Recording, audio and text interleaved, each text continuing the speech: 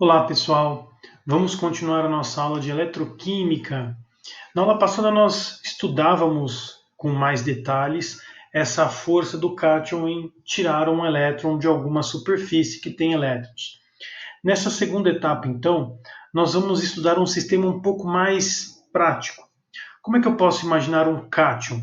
Ele está voando no ar? Não. Um cátion provavelmente vai estar numa solução aquosa.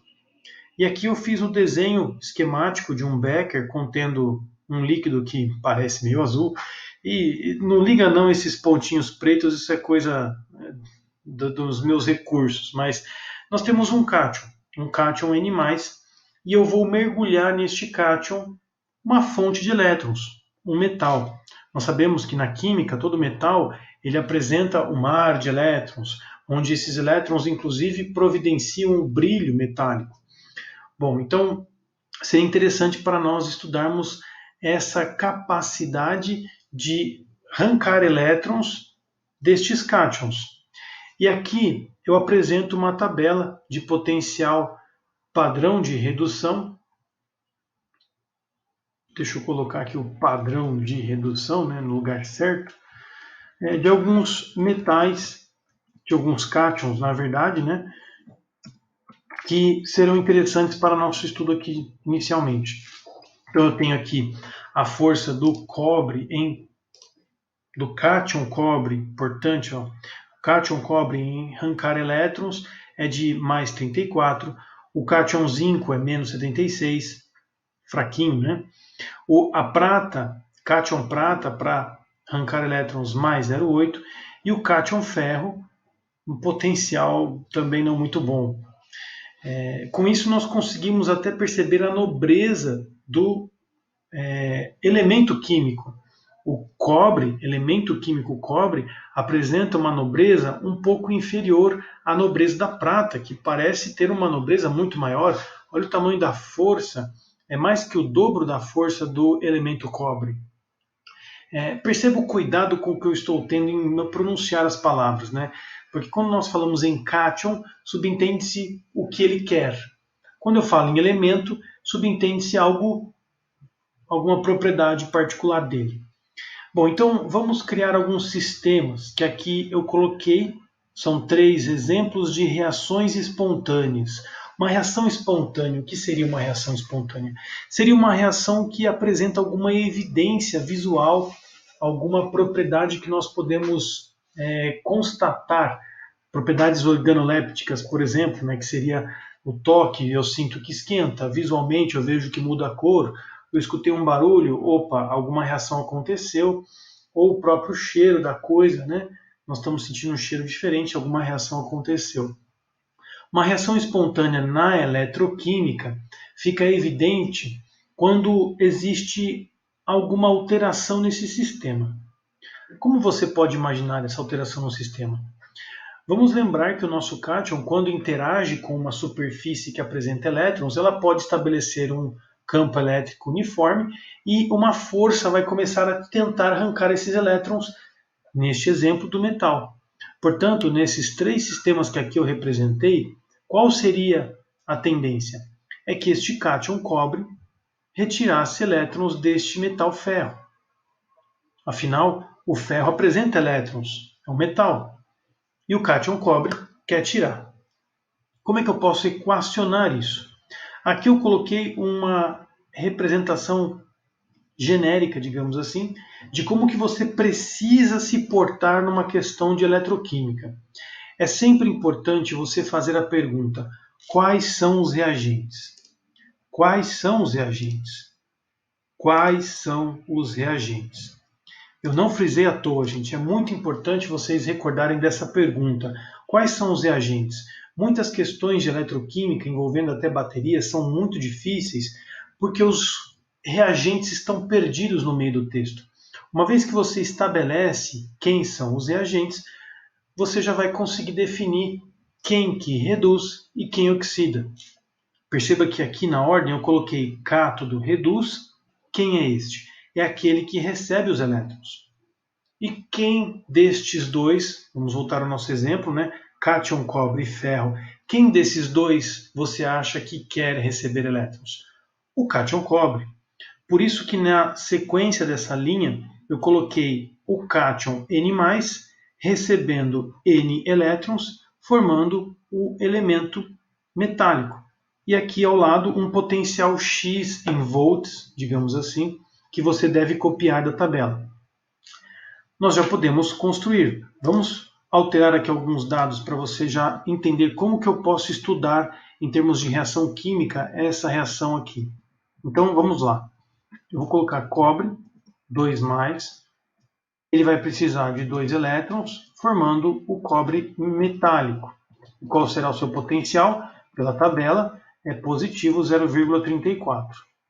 Ok. Fizemos a nossa primeira etapa. Agora, a segunda etapa. O ânodo é o nome que se dá àquele que perde elétrons. Da mesma forma que cátodo seria o nome que se dá àquele que reduz, cátodo reduz, ânodo oxida. Até para conseguir decorar mais fácil, eu sempre dou essa dica. Pensa nas consoantes e nas vogais. Cátodo reduz, CR. As duas são consoantes, são sempre juntas. Ânodo oxida, são duas vogais. Assim você consegue memorizar sempre o que equivale ao que, né? Cátodo sempre será a ideia de catar elétrons, reduzir elétrons, receber elétrons. E o ânodo será aquele que vai perder os elétrons, que doa os elétrons, oxida. Bom, perceba que na sequência, quem oxida é o metal. Por isso a importância da pergunta quais são os reagentes. Você sempre poderá identificar em uma questão de eletroquímica um metal e um cátion. A partir dessa lógica, você pode estabelecer que o cátion sempre estará como cátodo na reação de redução e o metal estará no ânodo, ou seja, na reação onde oxida. Neste exemplo, nosso metal é o ferro. Então aqui eu vou colocar Fe. Este ferro ele vai ter que perder os elétrons, portanto eu vou escrever aqui Fe com carga 2+. E, por sua vez, 2 elétrons serão eliminados.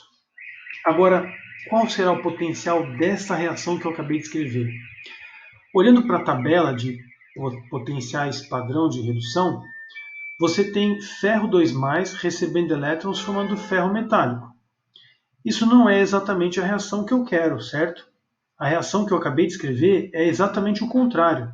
É ferro metálico formando cátion ferro e liberando elétrons. Percebendo que a reação está completamente trocada, eu preciso colocar aqui o valor de sinal contrário.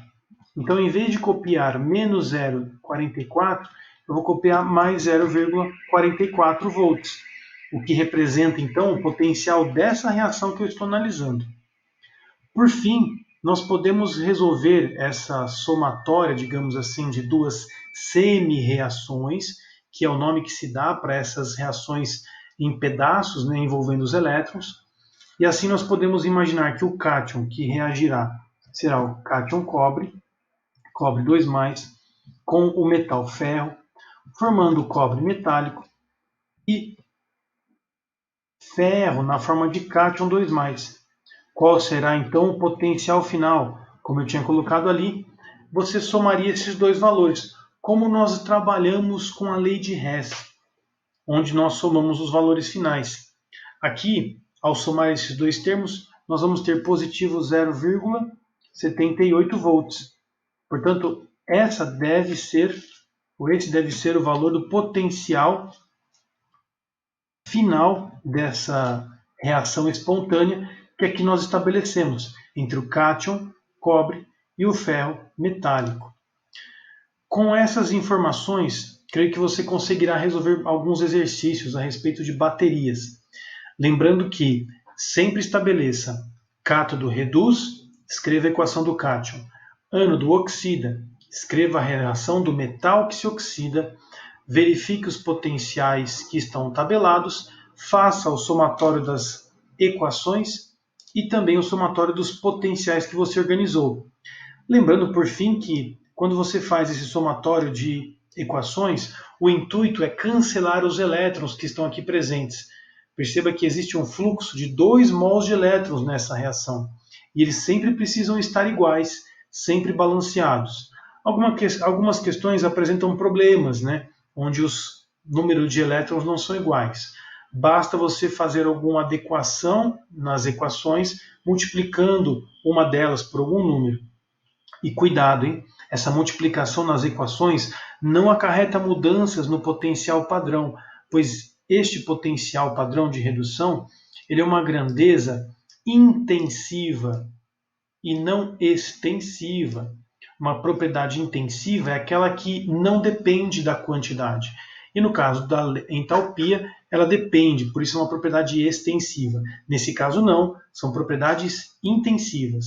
Não modificariam o potencial se você multiplicasse aqui as equações.